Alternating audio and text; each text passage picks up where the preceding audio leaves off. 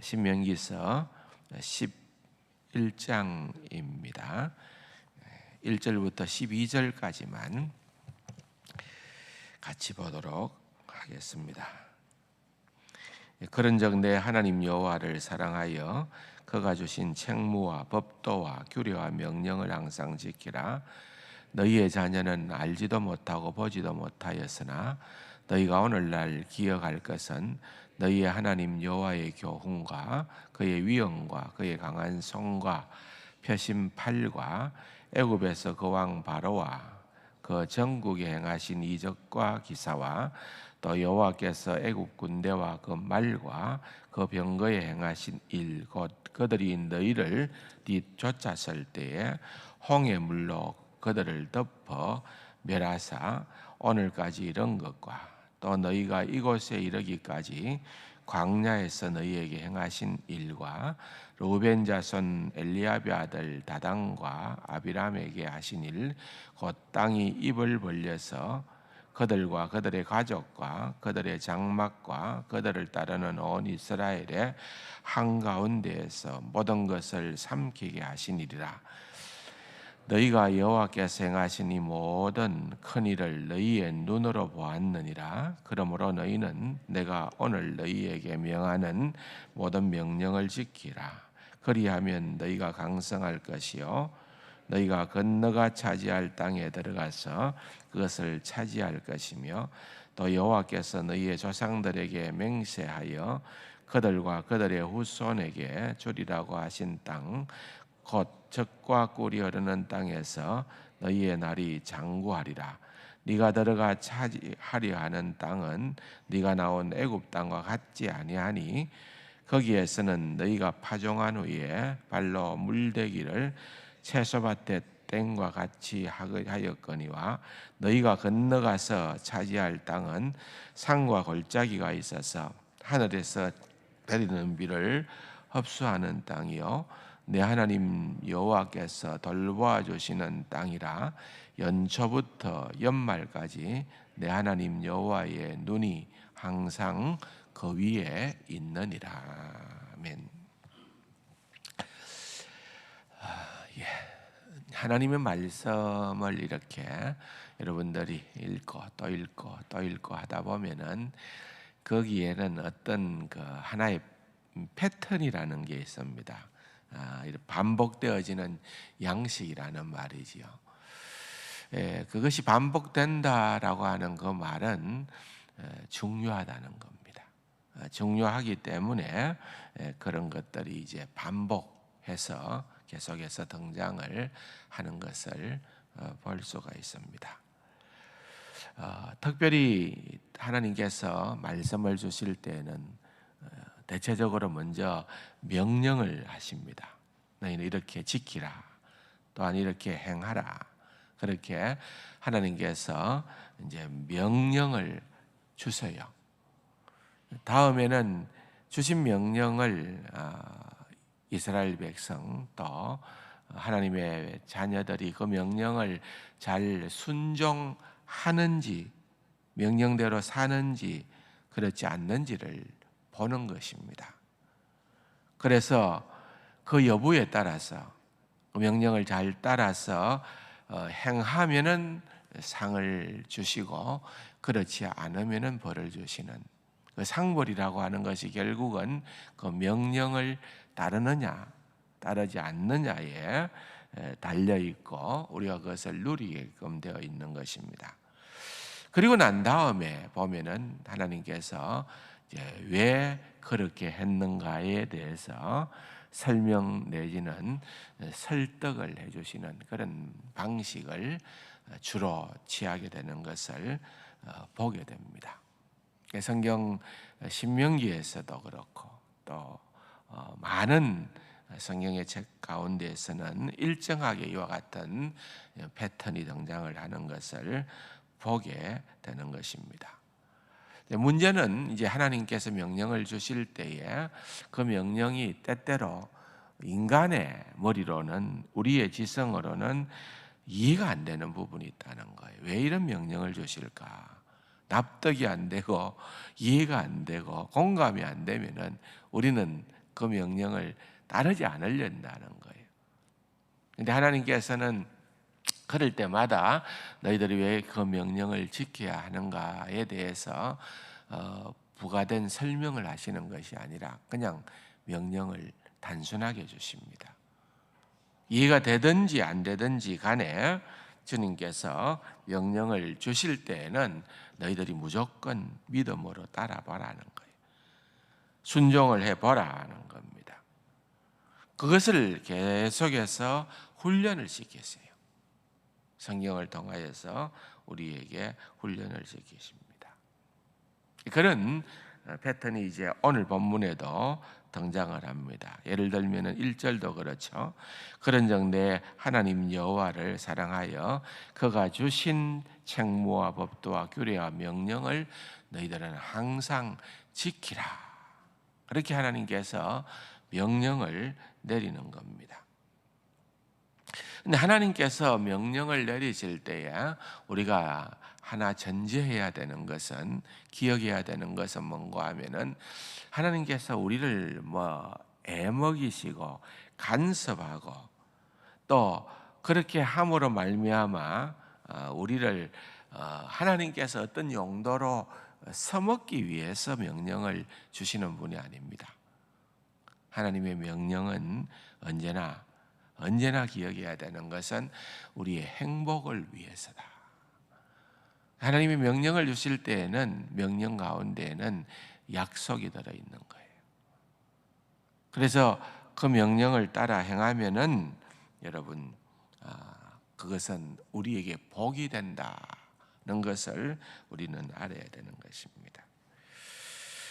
그러면 왜 먼저 명령을 하실까요? 이런 거죠. 예를 들면은 우리 어린아이들에게 공부해라. 어린애들에게 막 그렇게 부모로서 공부하라고 얘기할 때에 그냥 공부하라는 거예요. 그런데 아직 어린아이인데도 불구하고 걔를 앉혀놓고 야, 공부라고 하는 것이 얼마나 중요한지 아냐? 네가 이렇게 공부를 열심히 잘 하게 되면은 앞으로 네 인생이 이렇게 전개될 것이고, 그러니까 너는 그런 것들을 다 감안을 해서 공부를 해라. 그렇게 부모는 설득하지 않습니다. 어린아이 때는 그냥 공부해라는 거예요. 그래서 그대로 순종을 하게 될 때에 나중에 왜 공부해야 됐는가를 알게 되는 것입니다. 지금 이스라엘 백성들이 시내산에서 율법을 받았고 하나님으로부터 그들이 하나님의 백성이 되어졌을 때에 그 영적인 수준이라는 것은 단번에 성인이 되는 건 아닙니다. 하나의 어린아이와 같은 그런 과정들을 밟아가는 겁니다. 여러분들이 예수를 믿고 난 다음에 내가 아무리 세상적인 지식이 있고 세상에서는 잘 나가고 똑똑하다 하더라도 단번에 성경이 내게 쑥 들어오는 게 아니죠. 자라야 됩니다. 성숙해야 되고 성장해야 되는 것입니다. 누구나 성인이 되었다라고 하는 것은 어린아이의 시절이 있었다는 것을 전제하듯이 영적인 수준도 마찬가지다는 것을 우리는 알아야 됩니다. 광야에서 또는 홍해를 건너면서 애굽 땅에서 참 많은 고생도 하고 헤매었던 그러한 이스라엘 백성들이었습니다. 그래서 하나님께서 그런 과정들이 그들에게는 필요하다는 것을 알고 계셨던 겁니다. 여러분들도 한번 잘 생각해 보십시오. 대체적으로 하나님께서 인간을 다루실 때에 보면은 두 가지 방식입니다. 처음 막 예수를 믿고 신앙생활을 할 때에는 뭔가 신이 납니다. 왜?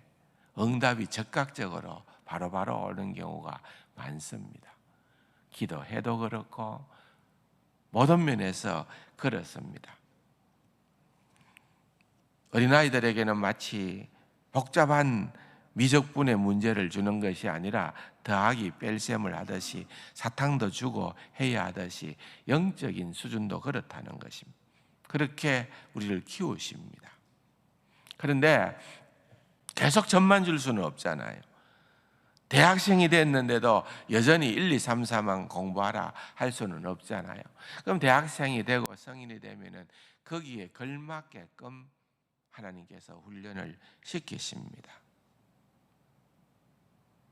그렇게 어느 정도 내가 신앙생활을 하고 좀 성장하게 되면은 하나님께서 원하시는 것은 응답이라기보다는 제일 중요한 하나님과의 관계로 들어오도록 만듭니다. 하나님과의 깊은 관계, 전에는 몰랐던 그런 친밀한 관계로 우리를 이끌어 주십니다. 그 과정 중에 보면은 대체적으로 응답이 더디고 잘 안 되고 우리의 인생길이 고단해지기도 하는 그런 경우들이 많습니다. 그래서 하나님께서 이스라엘 백성들에게 먼저 명령을 주시는 겁니다. 왜? 아직까지 그 명령을 이해할 만한 수준에 도달하지 않았기 때문에 설명을 하지 않아요. 그 명령을 주시고 따르라는 겁니다. 시간이 지나고 나면은 거기에 대한 부가적인 설명을 주십니다. 여러분, 오늘 본문의 2절 보면은 너희의 자녀는 알지도 못하고 보지도 못하였으나 너희는 오늘날 기억할 것은 너희의 하나님 여호와의 교훈과 그의 위엄과 그의 강한 손과 펴신 팔과 쭉 나오는 거죠.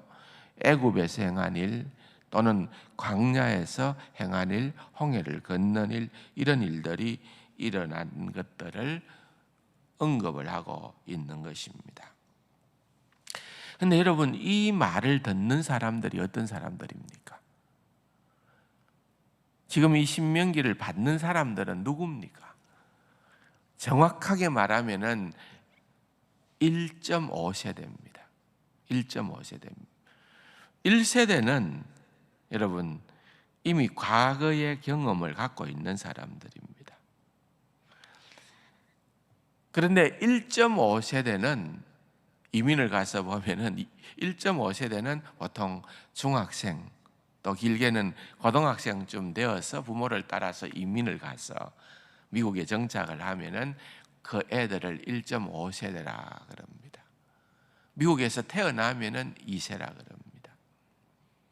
그러니까 1.5세대는 낀 세대입니다. 샌드위치 세대예요. 과거도 소유하고 있고 또한 앞으로의 미래도 가지고 있는 그 세대가 1.5세대입니다. 이 세대가 지금 오늘 본문의 말씀을 모세로부터 듣는 것입니다. 그런데 여기에 보면은 2절에 기억할 것은 그 앞에 다음 내용들을 보면은 과거에 애굽에서 행한 일, 하나님께서 어떤 일을 너희를 위해서 행했는가, 홍해를 어떻게 건너게 했는가, 광야를 어떻게 보내게 했는가, 과거에 대한 것을 기억을 하게끔 했던 거예요. 그럼 왜 기억하게 했는가? 그냥 과거에 매여 살도록 하기 위해서가 아니라 중요한 것은 과거의 하나님은 어떤 하나님이었는가? 너희들이 경험한 하나님을 생각을 해봐라. 그런 상황 가운데에서도 하나님께서 너희를 먹이시고 입히시고 돌보시고 인도하시고 함께 하신 하나님이지 않느냐. 이제 앞으로 어디로 가느냐는 거예요. 미래에 그들은 가나안 땅으로 가야 되는데 그 들어갈 가나안 땅에도 너희는 과거를 그렇게 인도해 주신 여호와 하나님을 너희들이 믿어야 된다. 그 말이에요. 그래서 여러분 12절에 보면은 내 하나님 여호와께서 돌보아 주시는 땅이라. 가나안 땅은 어떤 땅이냐? 가나안 땅은 어떤 땅이냐? 여러분 앞부분에 보면은 10절에 네가 들어가 차지하려는 땅은 네가 나온 애굽 땅과 같지 않다. 애굽 땅과 같지 않은 가나안 땅이라는 거예요. 애굽 땅은 어떤 땅이냐? 거기에서는 너희가 파종한 후에 발로 물대기를 채소밭에 댐과 같이 하였거니와. 이 말은 무슨 말입니까? 애굽 땅을 특징하는 말은 너희가 했다는 거예요. 너희가 심고 너희가 물대고 너희가 농사하고 너희가 수확하고 너희가 거두었다. 모든 것을 자기 힘으로 알아야 했던 그러한 땅이 애굽 땅이었다. 자기 힘으로 살아가야 했던 그 땅이 애굽 땅이었다. 그런데 이제 너희들이 들어가서 살 그 가나안 땅은 어떤 땅이냐? 정의하기를 12절에 내 하나님께서 돌봐주시는 땅이다. 그 땅은 이제 네 힘으로 살아가는 땅이 아니다는 거예요. 그 땅은 전혀 다른 땅이다. 생각해 보십시오.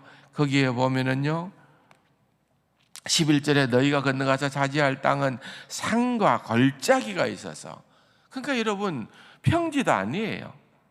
산과 걸짜기가 있어가지고 농사를 짓기도 어려운 그런 땅입니다. 젖과 꿀이 흐르는 가나안 땅이라고 그렇게 명명은 하지만은 진짜 그렇게 젖과 꿀이 흐르는 땅일까요? 그 영적인 의미는 너희 힘으로 하지 않는다는 거예요. 하나님께서 돌보아 주시는 땅이다. 얼마나요? 12절에 보면은 연초부터 연말까지. 이건 무슨 말입니까? 항상이라는 말입니다.